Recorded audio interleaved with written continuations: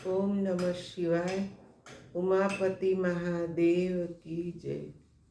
प्रभु भक्तों, अब आपके सामने मैं 26वां अध्याय दूसरे खंड का शिव महापुराण से सुनाने जा रही हूँ। आप लोग बड़े प्यार से सुने और मेरे चैनल को सब्सक्राइब भी करें।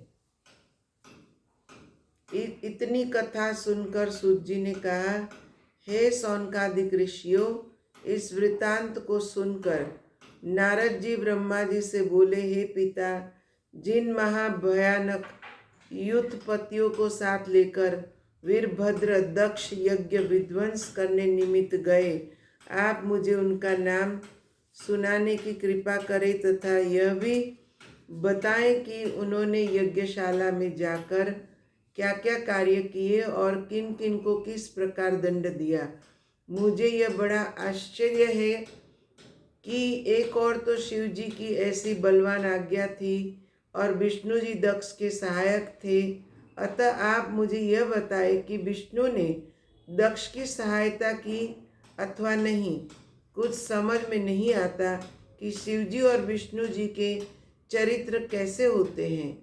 मैंने भगवान शिव तथा विष्णु के किसी युद्ध का वृतांत नहीं सुना, परंतु इस कथा में वह सब सामग्री उपस्थित है। यह सुनकर ब्रह्मा जी ने कहा, हे पुत्र, भगवान सदाशिव पर ब्रह्म है, अन्य सब देवता तथा प्राणी उनके सेवक हैं। वे शिव जी अपनी इच्छा के अनुसार प्रत्येक कार्य करते हैं। हम अर्थात ब्रह्मा विष्णु तथा हर तीनों उन्हीं के स्वरूप हैं। अस्तु, तुम इस संबंध में कोई संदेह मत करो। वीरभद्र के साथ जो सेनाएं गई थी, उनके सेनापतियों तथा विस्तार का वृतांत सुनो। शंखकर्ण के साथ 1 करोड़, केक राक्षस के साथ 1 करोड़, विकृत के साथ 8 करोड़, मार्यक के साथ 9 करोड़, सुरमंथक के साथ 6 करोड़, विकृतानन के साथ 6 करोड़, जालक के साथ 12 करोड़, दुदुम्बी के साथ 8 करोड़ एवं आवेश के साथ भी 8 करोड़ वीरों की सेनाएं थी।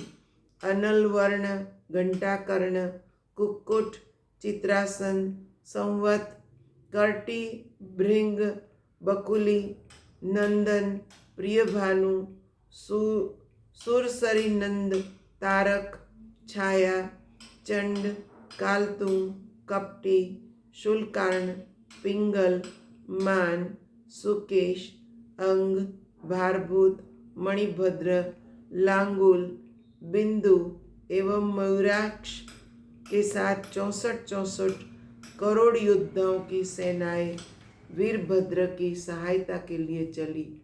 इसके अतिरिक्त करोड़ों वीरों की सेनाएं वीरभद्र के साथ चली।